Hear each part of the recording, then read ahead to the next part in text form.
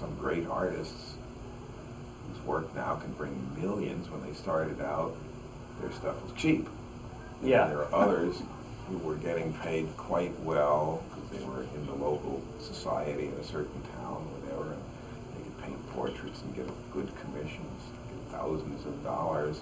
And today their stuff is of no interest to anybody, and something that was sold for $50 or $100 may be worth millions. So there are all sorts of examples of many kinds beyond just musical instruments. But if you're waiting for the world to make sense and be totally predictable, you'll be frustrated because it's not going to do it in our lifetime. Absolutely. Well, George, I had about just another one or two questions for you, and one has to do with, I understand that you have some custom model Martins that you have designed, or you or your staff have designed, and I thought that was interesting. What's different about these guitars and unique about them? Well, I don't have one right in front of me, but I do have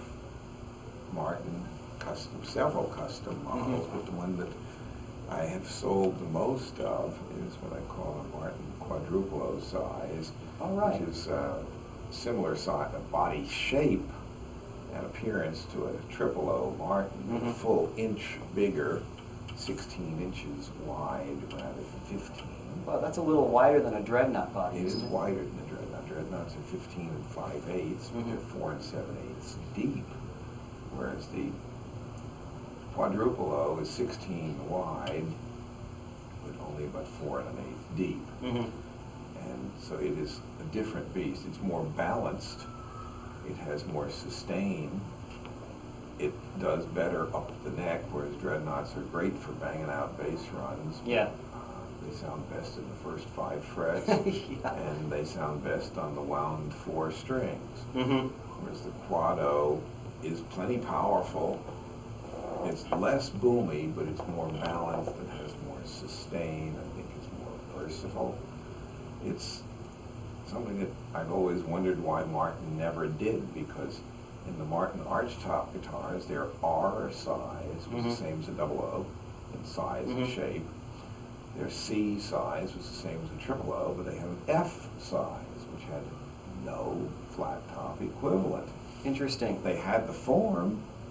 They could have bent the sides. There they had the form. They had all the tooling. All they had to do was slap a flat top on it, because the R is basically a Martin double O with an arch top stuck on it. The C is a Martin triple O with an arch top stuck on it. So if they're making Martin Fs, why the bleep didn't they make any that were flat top? And I don't know why. I'll never know why.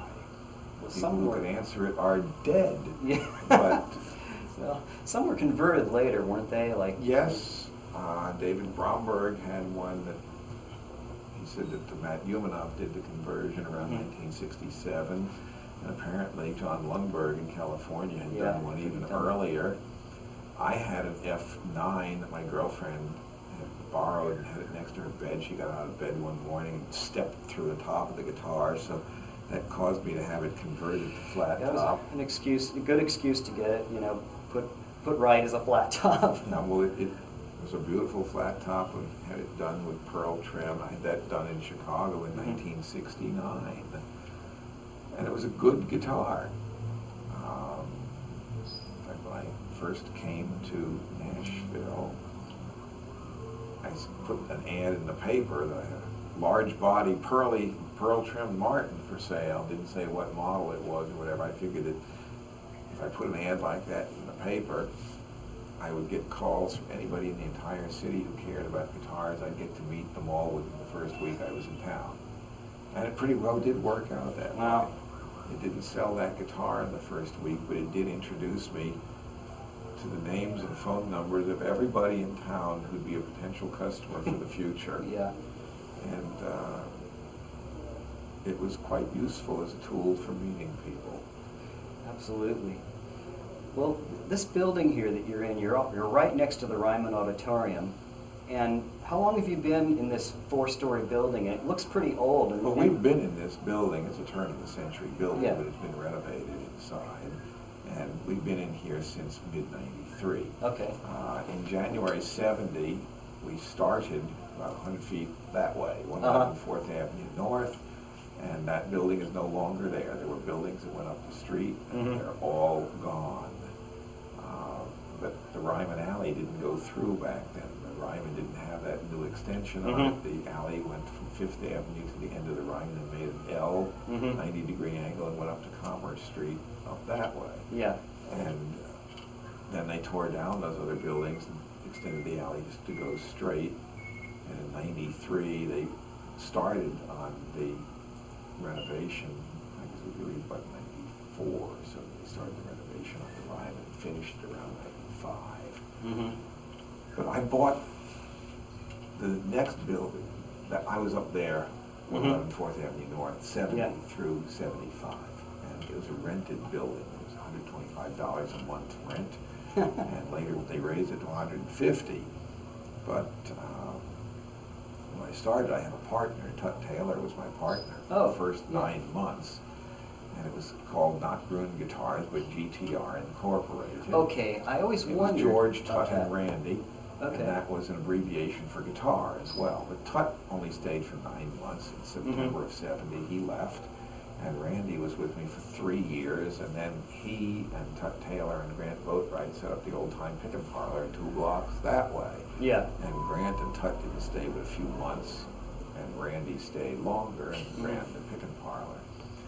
But anyway, I bought a building about 100 feet that way. 410 Broadway. Bought that at the beginning of '76. We moved into that. We were there from '76 through mid-93, and that took me from a place that had 1,200 square feet to a place that had 6,000 square feet on 3 floors. And then I bought this building early '93, spent a few months renovating it so that we could move into it. And so from mid-93 to the present, we've been here.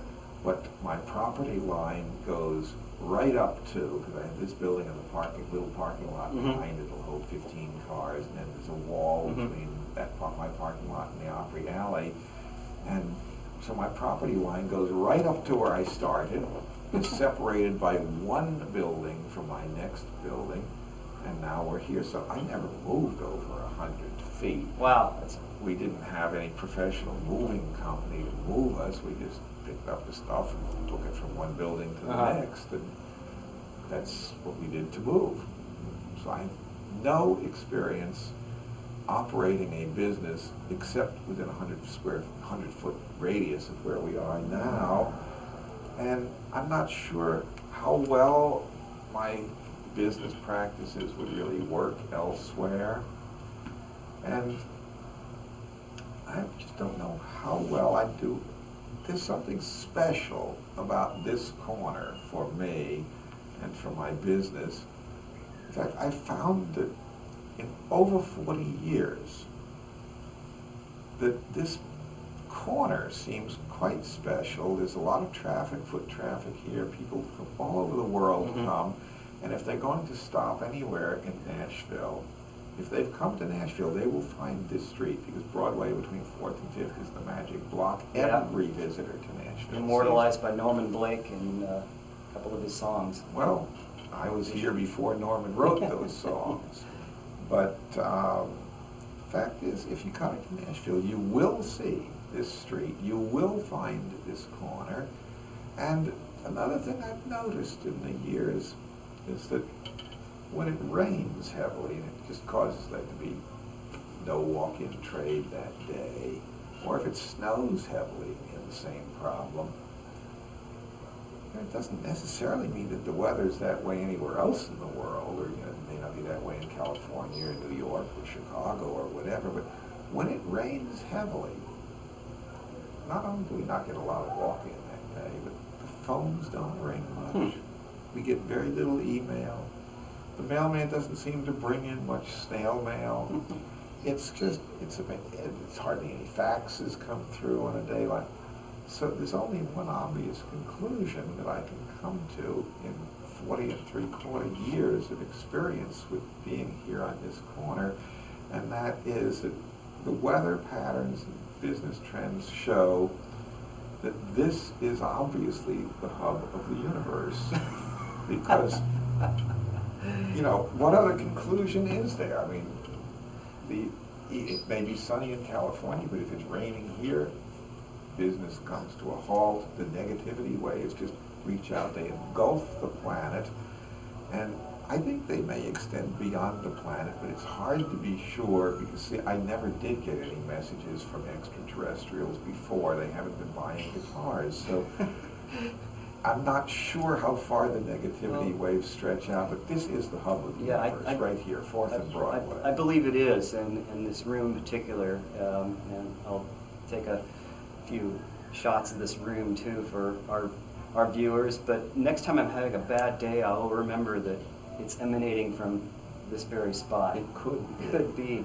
Well, George, I thank you very much for inviting me into the inner sanctum of Gruhn Guitars, where the hub of the universe, and not only that, but the hub of the universe for highly collectible, rare, and precious vintage instruments resides. And thank you very much, George, for talking to me, and very much appreciate it. Thank you, sir. Sure. Thank you. Thank you.